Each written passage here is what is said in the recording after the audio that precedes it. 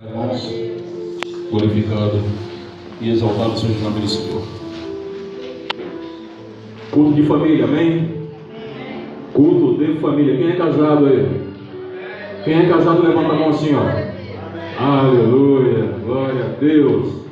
No mundo tereis aflição, mas tenha bom ânimo. Você vai vencer o mundo, amém? Glorificado e exaltado é o nome do Senhor. Quem é solteiro? Solteiro, eita glória. Grande é o livramento de vocês. Aleluias. Alabaçubica. Quem pretende se casar, levanta a mão. Quem vai se casar?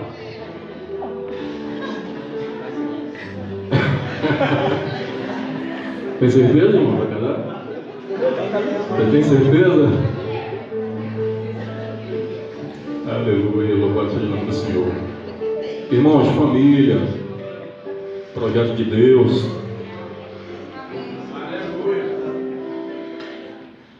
Aleluia.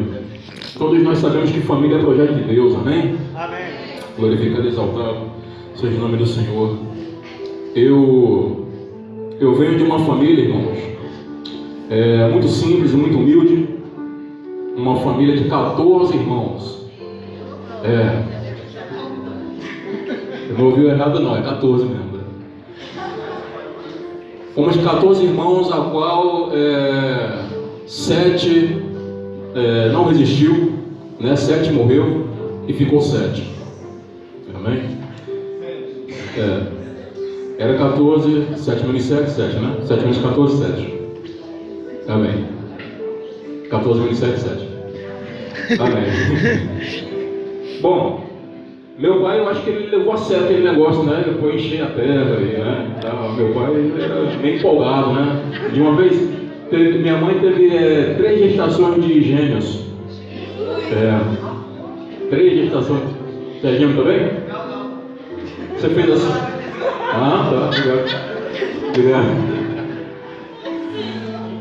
Minha mãe foi mãe de gêmeos 3 vezes, aonde só um casal de gêmeos sobreviveu, né? E está vivo aí até hoje, graças a Deus. E quando eu nasci, o meu pai ele tinha 40 anos de idade, quando eu nasci. Eu creio que ele guardou o melhor para o final, né? Eu creio que ele queria fechar com chave de ouro na situação, né? Aí falava, já trabalhei muito agora, vou caprichar nesse camarada aqui, né?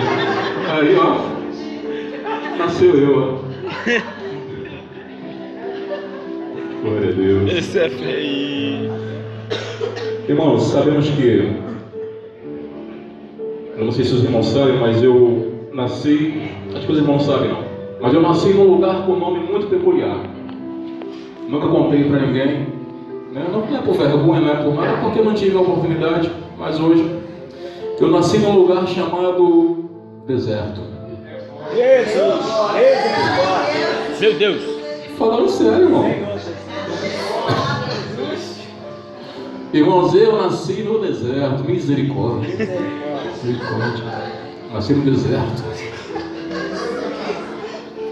Rapaz, mas a palavra de Deus fala que quando Deus tirou o povo dele do Egito e ia levar o povo dele, assim como fez, levou para a terra prometida. O povo dele no caminho ali, no meio do deserto, o povo dele começou a reclamar e começou a murmurar. E era para eles ficarem pouco tempo ali no deserto, né?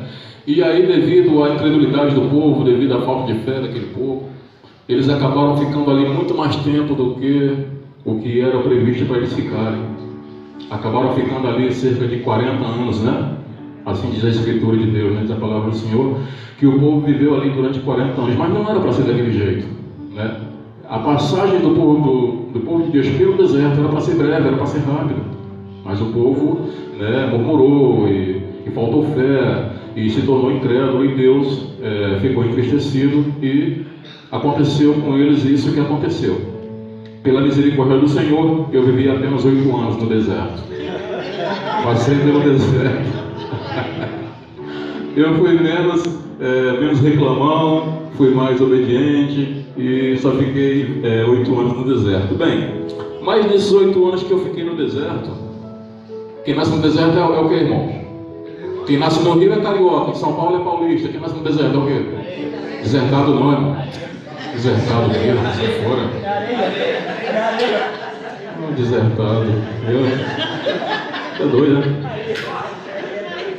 Ô, louco, bicho.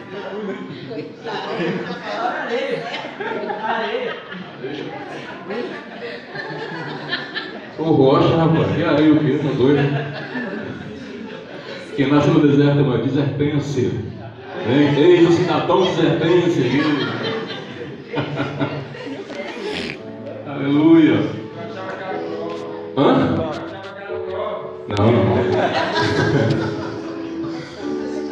Irmãos, quando eu me pego pensando que eu nasci no deserto, e aí eu me lembro de uma cena que não me sai da cabeça. Eu era pequeno, devia ter uns 6, 7 anos assim, mas eu lembro de muita coisa, até porque eu sei que eu tinha essa idade, porque quando eu saí de lá eu tinha 8 anos.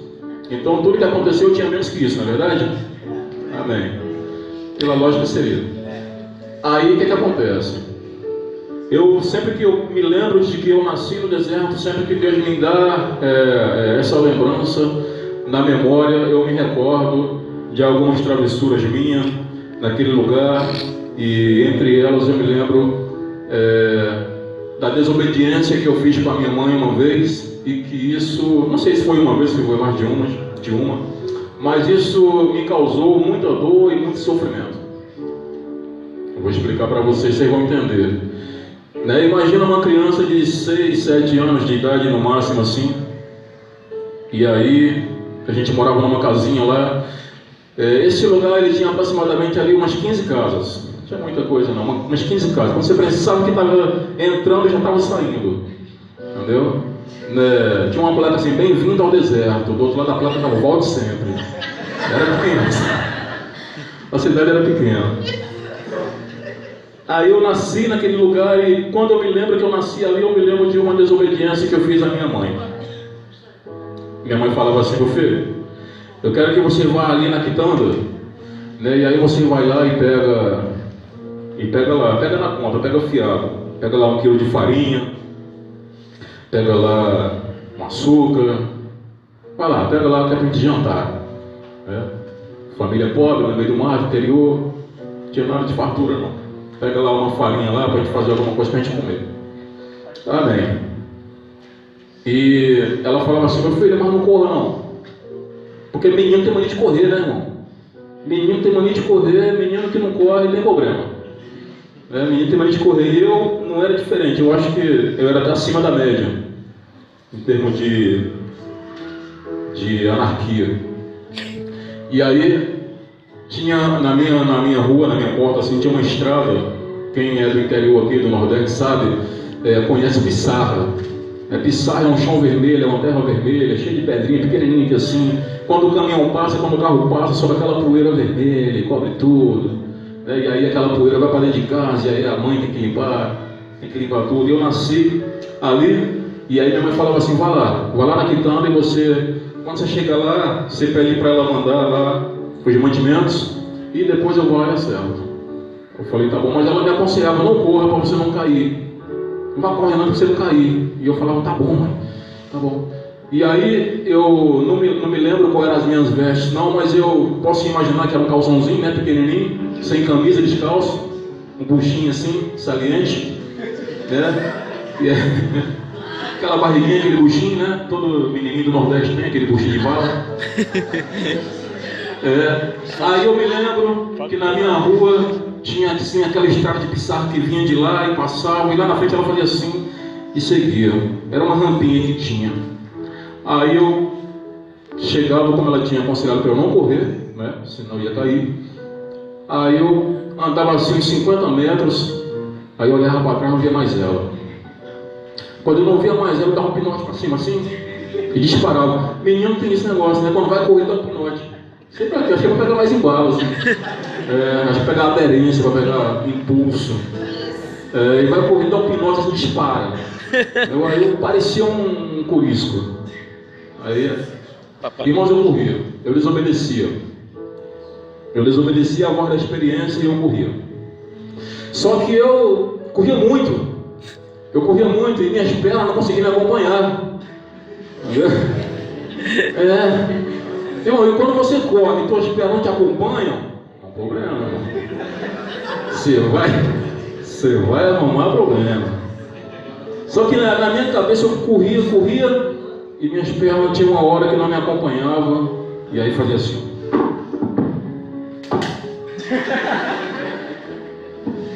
Era o bastante. Não precisava de mais nada. Irmão, eu capotava naquela pissarra, lá naquela descidinha, naquele morrinho que fazia aqui assim. Rapaz, imagina, né? Um menino só de calçãozinho, surfava de peito naquela pissarra. Pegava jacaré. Quem sabe que é pegar jacaré aqui na praia? Pegava jacaré, surfava de peito. Aí durante aquele percurso que eu estava caindo, durava segundos assim, 2, 3 segundos. Mas aí durante aquele percurso eu refletia. Mamãe mandou eu não correr. E eu refletia, eu não vou parar de escorregar na pissarra não, né? E eu refletia e eu falava, meu Deus, agora eu vou... 3 coisas que o menino não gosta que aconteceu comigo num dia só. Quando eu desobedecia. Primeiro, eu caía. Menino nenhum gosta de cair. Nenhum menino, ele cai e se levanta rapidinho para ninguém ver. Entendeu? Segunda coisa, eu me ralava todo. Meu peito aqui assim ficava todo cheio de... aquela pissarra vermelha, né? E aquilo aí rasgava aqui assim, o sangue descia aqui assim, e aí eu começava a chorar, né? E as lágrimas desciam aqui assim, melava aquilo todo, e ficava aquela lama vermelha aqui na barriga. E eu levantava rapidinho, aí dali para frente eu ia no sapatinho. Também não adianta mais nada, né? Já caiu, já se machucou, já se sujou. Primeira coisa que o menino não gosta é cair. A segunda, se machucar. A terceira é apanhar da mãe, que eu ia apanhar também quando chegasse em casa. Entendeu? Estava todo machucado, mas ia apanhar. Entendeu? E a quarta coisa que o menino odeia é tomar banho. Bem eu. A forma pensa num sofrimento. Era um sofrimento num dia só. Era muito sofrimento. É teu preguiça. E aí eu, a partir dali, eu levantava, sacudia aquela poeira, aquela pissarra vermelha aqui no bucho, misturado com sangue, misturado com lágrima, e aquela lama vermelha, e eu passava a mão, quanto mais eu passava a mão, mais aquilo sujava, né? E o joelho ralava, e a mão também ralava, porque eu botava a mão assim para diminuir o impacto, era pior, machucava a mão. E eu chegava na quitanda, eu falava, a senhora do lado do estabelecimento, a gente chamava ela de vó. Não era nossa vó não. A gente chamava, a minha mãe, ela ensinou a gente a chamar ela de vó, porque ela era mais velha que a gente. Então era vó. E eu chegava lá e falava, vó, eu vim pegar farinha, rapadura, esse negócio aí.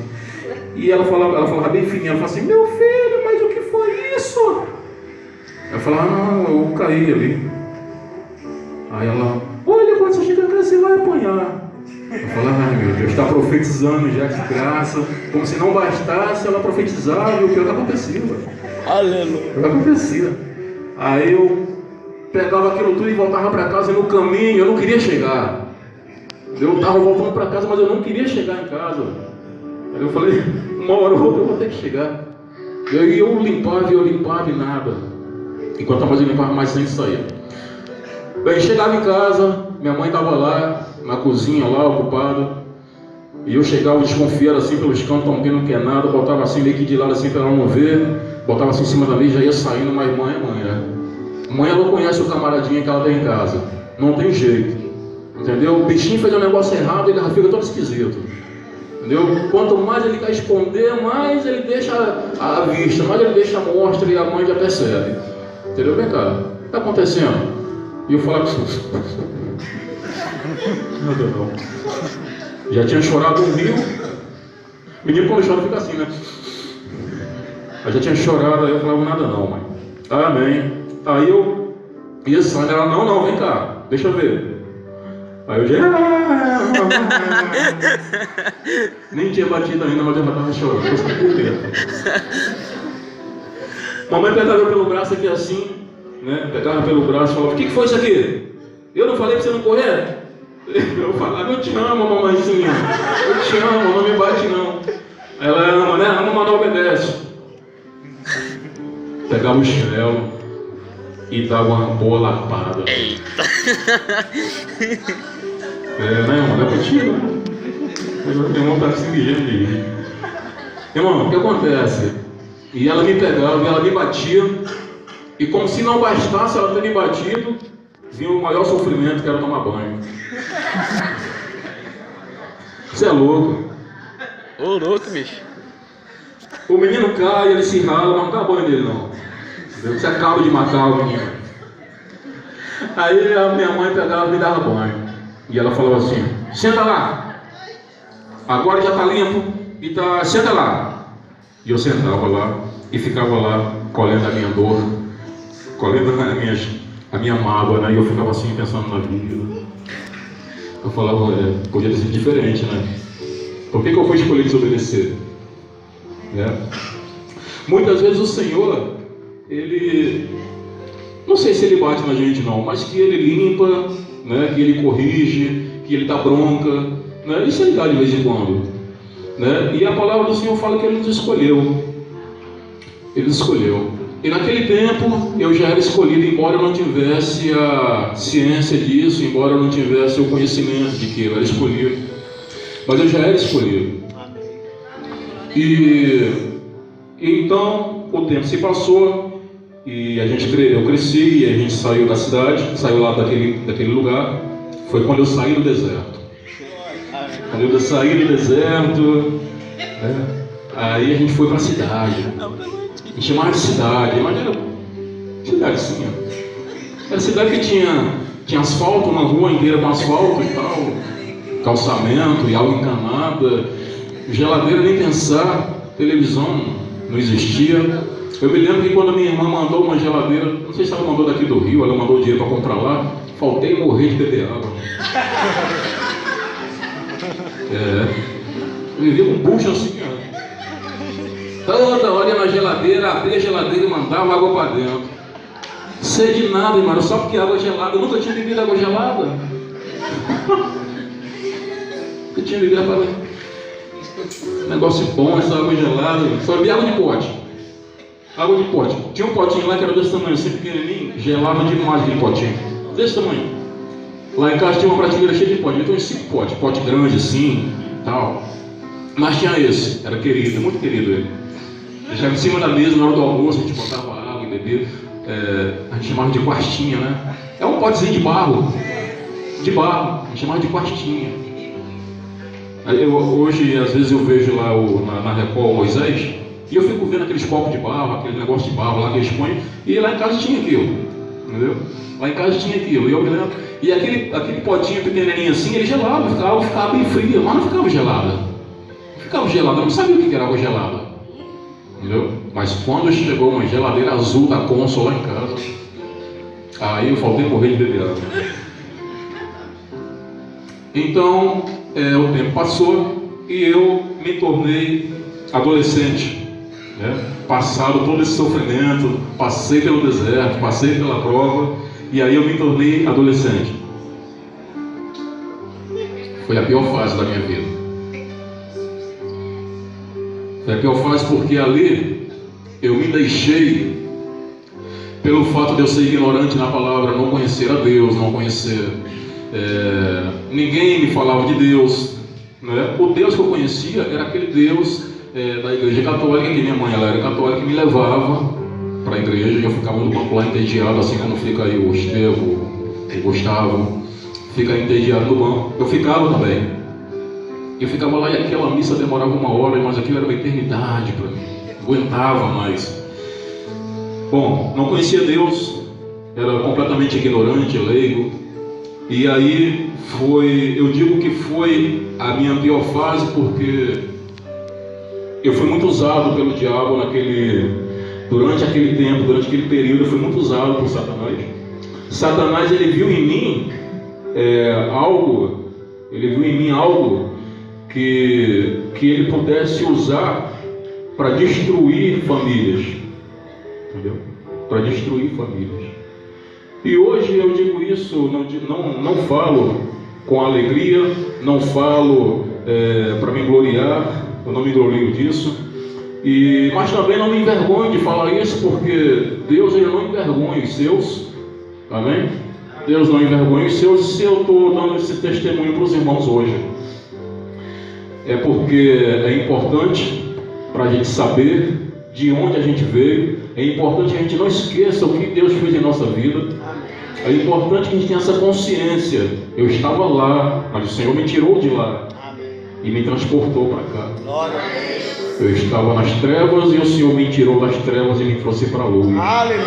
Amém? Glória a Deus. Irmãos, não me envergonho de falar disso, mas é algo que é vergonhoso, porque eu, ainda na minha adolescência, com 16, 17 anos, eu era muito usado pelo diabo para destruir casamentos, para destruir famílias, entendeu? Eu despertava o interesse das senhoras casadas, eu despertava o interesse das mulheres casadas.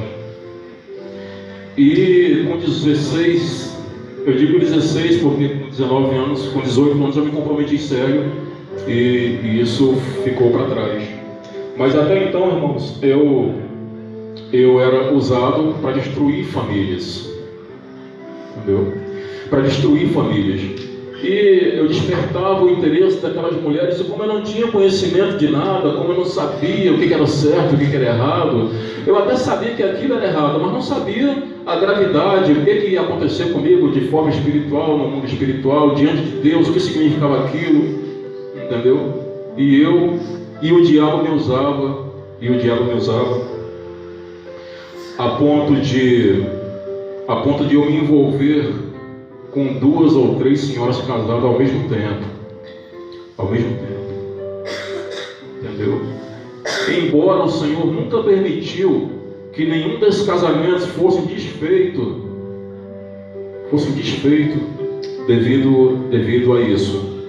Nenhum desses casamentos não foi desfeito, mas eu acredito que algo aconteceu naquelas famílias, algo de negativo aconteceu naquelas famílias. Eu acredito que eu levei dor, eu acredito que eu levei tristeza para aquelas famílias, para aquelas casas, apesar de eles continuarem suas vidas matrimoniais.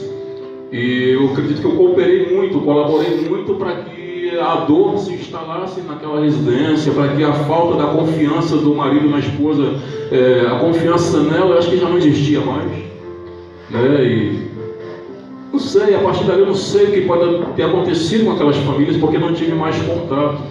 Mas eu me envolvi com senhoras casadas, eu não sei se eu disser que foi 5 ou 6 ou 7, eu estou mentindo porque eu não sei, eu perdi a conta. E aí, o diabo, ele através de mim, ele queria destruir famílias, porque ele já sabia, de repente, eu não sei se ele sabia, mas ele tinha medo de que Deus pudesse me usar como Deus está me usando hoje. Porque se um dia eu fui usado para destruir família, hoje eu estou aqui para ajudar a restaurar famílias. Aleluia. Aleluia. O Senhor me tirou de um lamaçal. Aleluia. Amém. O Senhor me tirou de um lamaçal e Ele me trouxe para um lugar onde Ele falou assim: você quer que meu filho destrua famílias? Então eu vou fazer o contrário, vou fazer ele restaurar famílias. Aleluia. Eu vou ajudar a ele a pregar para famílias e restaurar famílias. Amém? Eu creio que nessa noite os irmãos estão entendendo o que Deus está falando nesse lugar. Eu não falo nada aqui para me engrandecer, para mim, nada. Deus mandou falar, até porque eu procurei na Bíblia: Senhor, tem tempo, eu vou pregar no final do mês, eu tenho que preparar uma palavra. Deus falou assim: fica no teu coração, entendeu? E eu tive tempo para preparar uma palavra, e Deus falava: não, dá o teu testemunho. E Deus falava: dá o teu testemunho que eu vou falar com o povo. Entendeu? E como se não bastasse, o diabo ele investiu na minha pessoa para destruir lares, para destruir famílias, e pela misericórdia do Senhor, nenhuma família foi destruída, e a última cartada dele foi tentar destruir a minha própria família. Até que chegou num ponto em que ele tentou destruir minha própria família. E quando eu falo nisso, eu me lembro de Jó, e eu fico imaginando o diabo chegando até Deus, e Deus fala assim para ele: de onde tu tem vindo? E o diabo fala para ele: eu estou vindo de rodear a terra. E Deus fala para ele: tu tem visto lá o meu servo Eliomar? E o diabo fala assim: tenho visto ele, e Deus deve ter falado para ele: vou fazer grande obra na vida dele. Ele ainda não sabe, mas eu vou fazer uma grande obra na vida dele, vou fazer uma grande transformação na vida dele. E nesse período eu tinha a minha casa própria, e eu tinha um emprego que eu ganhava razoavelmente bem. E eu creio que Deus deve ter falado para ele: vai, tira dele a casa, tira dele o emprego, mas não toca na vida dele. E assim eu acho que o diabo ele veio e agiu. De maneira que a minha casa, eu coloquei na cabeça que ia vender a casa, era aqui na Rua Gentil Braga. Coloquei na cabeça que ia vender a casa e acabei que vendi a casa. E no mesmo período que eu vendi a casa, eu me envolvi no relacionamento extraconjugal. E sempre que eu falo nisso, eu me lembro da Maria. Maria tá aí? Ah, né? Isso aqui. Serve essa? Só serve você, não serve outra. Amém. E sempre que eu falo nisso, eu me lembro dela. O sofrimento que eu causei a essa mulher, gente. Ele não sabia. Cadê? Não, esse aqui não. Esse não é meu filho, não. Esse aqui. Esse é meu irmão. Eu me lembro desse e daquele ali. Entendeu? Eles não tinham conhecimento, eles não tinham noção de o que estava acontecendo. Mas foi terrível, né? Só quem passou sabe. E hoje eu não me glorio por isso, né? Porque eu vi ali o meu casamento, ele estava devastado. Meu casamento ali ele estava de uma maneira destruída, né? Estava destruída. O diabo ele chegou, né? E me agradou os olhos, né? Me agradou os olhos e eu fiquei cego e me deixei levar e fui. E me envolvi nesse relacionamento extraconjugal e por um período longo. Mas a minha consciência e o meu coração me diziam que eu estava completamente errado, que não era isso que Deus queria para mim. Aleluia. A ponto de que eu chegava em casa, já não conseguia mais olhar para minha esposa. Chegava em casa, não conseguia olhar para ela. Entendeu? Não é porque ela era feia e outras coisas, porque se você olhar para ela, você vai ver que ela não é feia. É a mais bela entre as flores. E quando eu chegava em casa, eu não conseguia olhar para aquela belezura. Eu não conseguia olhar para ela porque eu não sei o porquê, acho que era vergonha, acho que era, não sei. Mas eu não conseguia olhar para ela, eu chegava em casa e era triste. Entendeu? E as coisas para mim em casa não tinham sentido. Eu chegava em casa, eu queria sair, eu queria voltar. E aí chegou um momento, eu consegui esconder isso dela durante um bom tempo, até porque eu tinha a confiança dela. Ela confiava muito em mim e ela não imaginava que eu pudesse fazer aquilo com ela. Ela não imaginava. Ela confiava em mim. Mas acabou que eu fiz. Então chegou um momento que a verdade ela veio à tona. A mentira não tem vida longa. A mentira, que nem fala lá fora, tem pernas curtas. E nada ficou oculto aos olhos do Senhor. E como aquele não era o plano de Deus para a minha vida, aquele não era o propósito de Deus para a minha vida, Deus fez com que tudo viesse à tona. E eu escondi, eu neguei, eu falava não era eu, e não, mas alguém viu você, eu falei, não era eu não estava lá, mas era tal hora, eu estava trabalhando, não era eu. E eu escondi por muito tempo. Um belo dia, eu cheguei em casa e em algum momento lá, eu me deitei na cama e ela se deitou ao lado. Só que eu tinha tanta vergonha de olhar para ela, eu tinha tanto medo de olhar para ela, que eu me deitei de costas para ela. Eu estava sem camisa, estava só de short. E eu me deitei na cama de costas para ela e ela se deitou aqui atrás de mim. E ela já vinha me pressionando para eu abrir o jogo, para eu falar a verdade, o que estava acontecendo. E ela já vinha me pressionando. E quando eu me deitei na cama, eu não queria olhar para ela. E aí foi pior. Aí foi pior porque ali tinha uma evidência que eu não tinha mais como negar, que eu não tinha mais como esconder. E quando eu chegava em casa, a primeira coisa que eu fazia era tomar um banho bem demorado, para tirar todo o cheiro. Tomava um banho bem demorado e para tirar qualquer tipo de evidência, mas aquela ficou. E eu me deitei na cama e quando eu senti assim a ponta do dedo dela nas minhas costas, ela fez aqui assim, tipo tirando alguma coisa com a unha, aqui assim, nas minhas costas, aqui assim. Quando ela fez isso, eu abri o olho assim e fiquei esperando. Eu falei, caramba. Aí ela pegou assim e veio puxando. E veio puxando. E de maneira que ela puxava, aquilo ia fazendo cosquinha nas minhas costas. Aí aquilo ia fazendo cosquinha na minha costa. Ela puxava aqui assim, e na época ela estava com o cabelo curto. E ela pegou, você lembra disso, irmão? Lembro.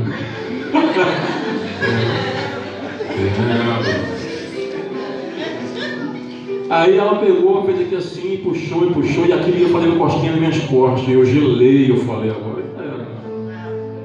agora diante dessa evidência eu não tenho como negar. E aí ela puxou aquele cabelo, o cabelo devia ter quase 1 metro de comprimento.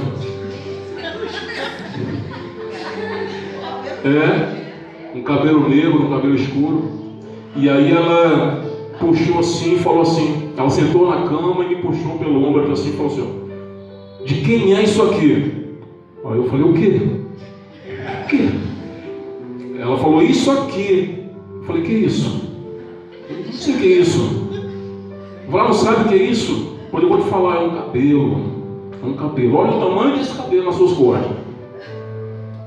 Eu falei, cara, eu não sei o que é isso, não sei de quem que é esse cabelo. Aí ela falou, não. Eu falei assim, é seu, só pode ser seu. Mas não tinha como ser dela, eu estava com o cabelo curto. E aí, diante daquela evidência, aí foi quando a gente sentou e eu não tinha mais escapatória, não tinha mais para onde correr. E foi quando a gente sentou e eu abri o jogo para ela. Eu falei, e ela, está acontecendo isso mesmo, entendeu? E aí ali eu falei para ela e ela falou assim, e aí, o que você vai fazer agora? Isso é uma conversa muito longa. Irmãos, eu espero que vocês, do fundo do meu coração, vocês nunca passem por isso, né? Espero que Deus abençoe vocês com o marido que você tem, com a esposa que você tem, e que Deus dê livramento para vocês nessa área, que vocês nunca passem por isso. Que Deus seja com vocês e preserve o casamento. E aí eu falei assim, depois de muita conversa, eu falei com ela assim, então tá bom, então eu vou embora. Eu estava decidido. Eu falei, então eu vou embora. Ela falou assim, você vai embora? Eu falei, eu vou. Ela falou, você não vai embora. Ela falou, você não vai embora. Eu falei, por que eu não vou? Eu vou sim. Ela falou, você não vai. Ela falou assim, eu não vou permitir com que Satanás destrua a minha família. Aleluia!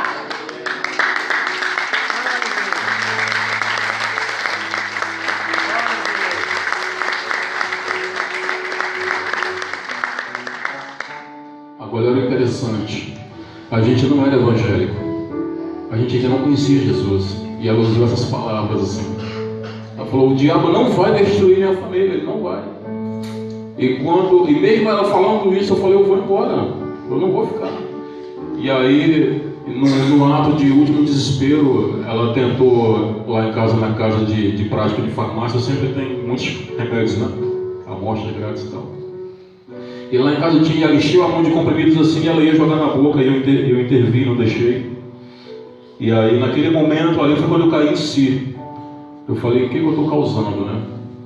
Foi quando eu acordei para a vida e eu falei, que mal que eu estou causando a mim mesmo e a ela e aos meus filhos, né? E eles choravam pela casa, não entendiam direito o que estava acontecendo, só choravam. E aí, naquele momento, ela tomou aquela atitude, mas graças a Deus não concretizou, e eu intervi. E aí, aconteceu de que naquele momento eu refleti. Eu falei, tá bom, eu não vou. E naquele momento eu criei coragem de terminar aquela mentira, terminar aquela fraude. E aí encerrei ali aquele adultério. Eu encerrei ali. E conversei com a pessoa e a pessoa, né, não entendeu, mas ficou resolvido ali, graças a Deus. O Senhor operou naquele lugar, naquela hora, e me deu a direção. Irmãos, é um testemunho, amém? É um testemunho para vocês entenderem como é importante o seu casamento, como é importante o seu cônjuge, a sua esposa, o seu marido, como são importantes, amém? Seus filhos, valorizem, amem, amém? Amem. A melhor coisa é o marido amar a esposa e a esposa amar o marido. E existe várias formas de você amar a pessoa que Deus separou para ficar do teu lado, com respeito, com educação, amém? Com amor. E o amor, ele tem que ser mútuo. O amor tem que ser mútuo, tem que ser de ambas as partes. Porque a partir do momento que você ama o teu marido e ele te ama, através das ações, através das atitudes, as coisas começam a fluir na sua vida, na sua casa. A palavra de Deus fala: não é bom que vivam em contender. Foi falado aqui já hoje. Não é bom que vivam em contender. Um reino dividido, ele não subsiste. Quando um quer ir para cá e o outro quer ir para lá, não dá certo. Então, no casamento, há de ter concordância. No casamento, há de ter amizade. No casamento, há de ter amor. E o mais importante, no casamento, há de ter Deus no casamento. Deus, ele tem que estar no casamento, ele tem que estar no meio do casamento, no meio da família. Porque se Deus não tiver, o diabo ele vai operar. O diabo vai operar. Então Deus, ele tem que ser a nossa base.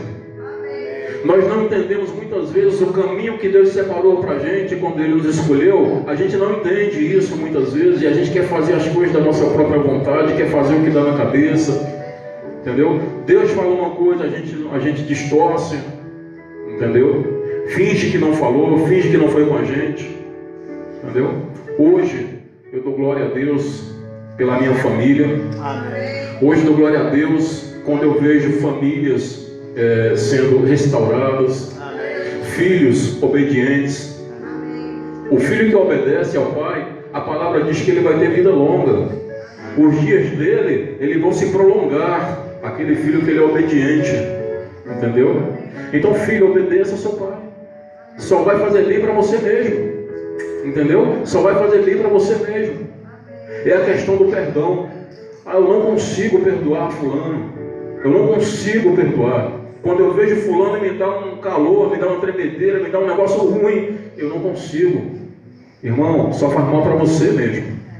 O maior prejudicado é você.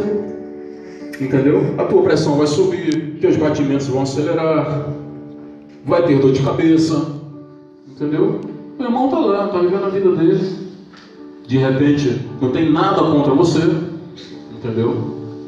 De repente, aquilo é coisa da tua cabeça, entendeu? Que você criou, inventou e está cultivando aquilo. E está cultivando aquilo, está alimentando aquilo. Perdoa, libera o perdão, que só faz bem para você mesmo. A partir daí, tu vai ver a tua vida mudar. Tu vai ver a tua vida mudar. Libera o perdão. Querido, eu já tive o coração endurecido em relação ao perdão. Já tive. Glória a Deus, hoje eu posso abrir a boca e falar que eu não guardo mágoa de ninguém, que eu não guardo rancor de ninguém. Entendeu?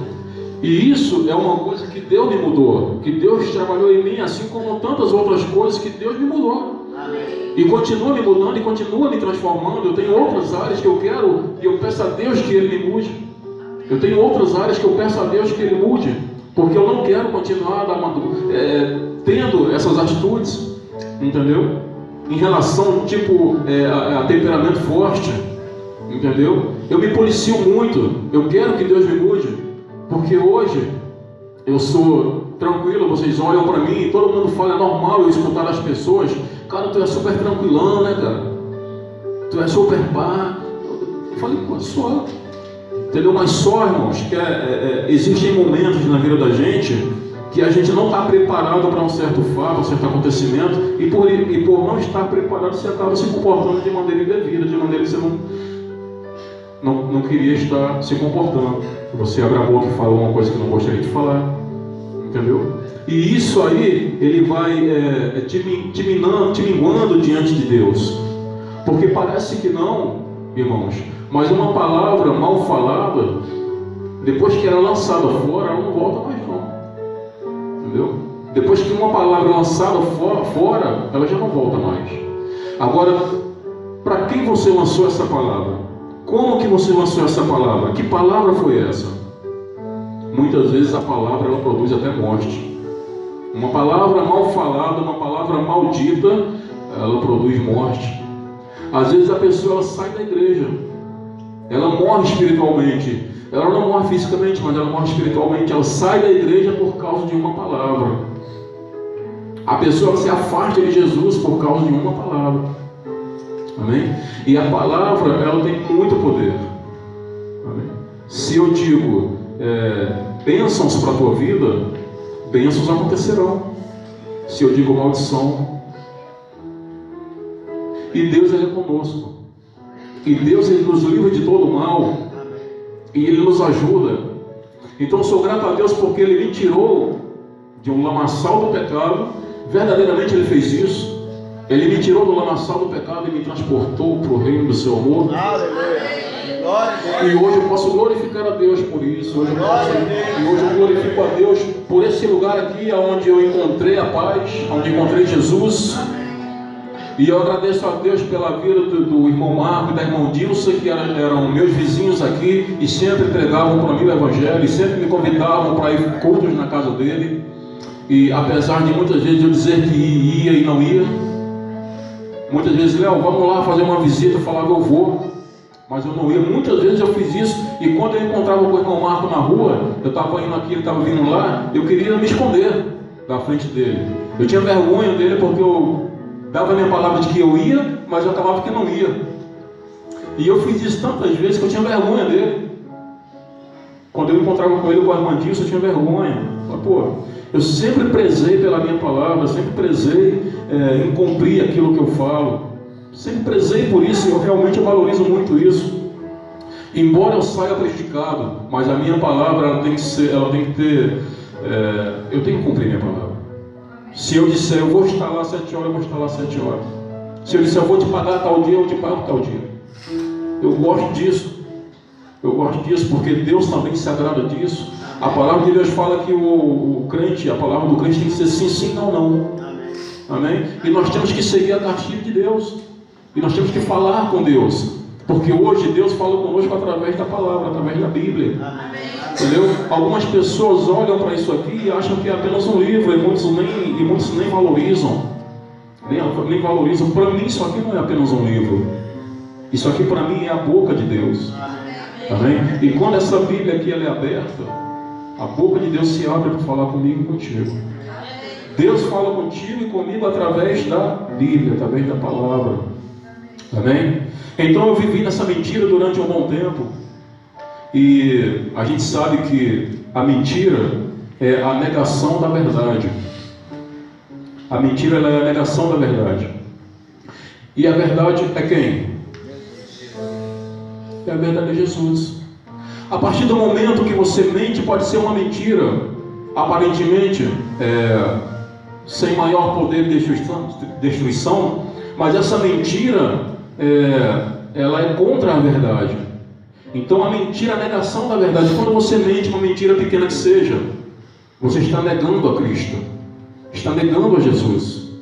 Amém? Porque Deus, Ele é a verdade. Amém. Jesus, Ele é a verdade. E a mentira é a negação da verdade. Então não minta, não negue a Deus, não negue a Jesus. Amém? Porque Deus, Ele olha para você e vê você, o seu filho, e vê em você aquele com quem Ele vê que pode usar para restaurar vidas, que pode usar para restaurar famílias. Amém? E o Senhor, nessa noite, escolheu você para estar aqui. Nessa noite você foi o escolhido de Deus para estar aqui. Deus queria falar isso para você nessa noite. Aleluia. Eu garanto a vocês que eu lutei, que eu abri a Bíblia, que eu li, que eu estudei, mas eu não consegui. Mas Deus falou: dá o teu testemunho. Amém. E o meu testemunho é esse. E eu espero, irmãos, que através disso eu tenha conseguido passar para vocês um pouco do querer de Deus para a nossa vida. Porque Deus não quer que ninguém viva em dor, em tristeza, em engano. Amém? Deus, Ele quer que nós vivamos em festa, em aleluia. Aleluia. Glorificar e exaltar o nome do Senhor, porque Ele habita em nosso meio. E quando eu digo no nosso meio, não é no meio de nós, não é aqui, ó. Amém. É aqui no meio. Amém? Amém. Deus não está no meio, não, está no meio. Amém. Glória a Deus. Nós temos que ter essa consciência. Amém. Aleluia. Porque quando nós temos essa consciência de que Ele está no nosso meio, aleluia, nós vamos passar a ter uma vida nova, uma vida diferente. Aleluia. Porque Deus, Ele fez uma nova aliança comigo. Amém. Aleluia. Deus, ele fez uma nova aliança comigo. Ele falou: olha, a partir de hoje você vai ser meu servo. Eu tirei você daí, a partir de hoje você é meu Glória a servo. Deus. Aleluia. Amém? E eu tenho buscado e eu tenho procurado viver uma vida de santidade diante do Senhor. Não é fácil, é difícil. Ninguém falou que seria fácil. O próprio Deus falou que no mundo nós teríamos aflições. Mas Ele é conosco. E Ele nos fortalece. Amém. Amém? Amém. Querido, eu não sei o que tem acontecido contigo, mas de uma coisa eu sei: a tua vida não tem sido um mar de bênçãos. Não tem sido, porque todos nós temos problemas. Todos nós temos. Agora, existem pessoas que lidam de forma diferente com os problemas. Amém? Existem pessoas que não suportam o problema e o problema acaba vencendo. Mas que nós possamos entender que Deus é conosco. E que não existe problema maior do que o nosso Deus. E que não existe ninguém que não tenha um problema. E que se hoje tu está passando por uma prova, se hoje tu está passando por um problema, irmão, amanhã é outro dia. Amém. Amanhã é outro dia. Não se apega a isso, não. Larga a mão disso. Relaxa, calma, confia em Deus. Entrega o teu caminho ao Senhor e confia nele. Amém. E o mais Ele vai fazer. Aleluia. Glória a O Deus. mais Ele vai fazer, varão. Aleluia. Deus, isso é palavra de Deus, isso é promessa de Deus. Amém. Aleluia, a palavra dele não volta vazia. Glória a Deus. Então por que o coração aflito? Por que esse coração é tão cheio de dúvida, tão sufocado? Não há necessidade. Amém? Entrega o teu caminho ao Senhor e confia nele, e o mais Ele fará. Aleluia. Glorificado seja o nome Glória a do Senhor Deus. Jesus. Aleluia. Eleva os meus olhos para o monte, de onde Ele virá o socorro. Aleluia. Aleluia. O meu socorro e o teu socorro vem do Senhor. Aleluia. Aleluia. Vamos aplaudir Glória o a Senhor. Deus. Glória a Deus. Aleluia. Aleluia.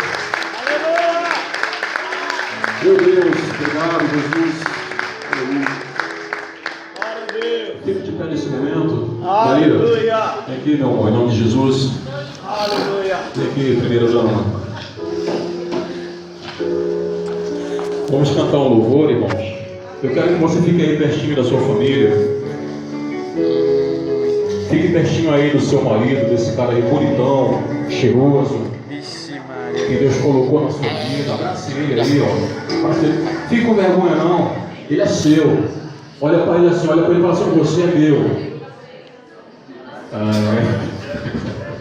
Agora é o marido. Abraça a esposa aí, essa bonitona aí, ó. Cheirosa.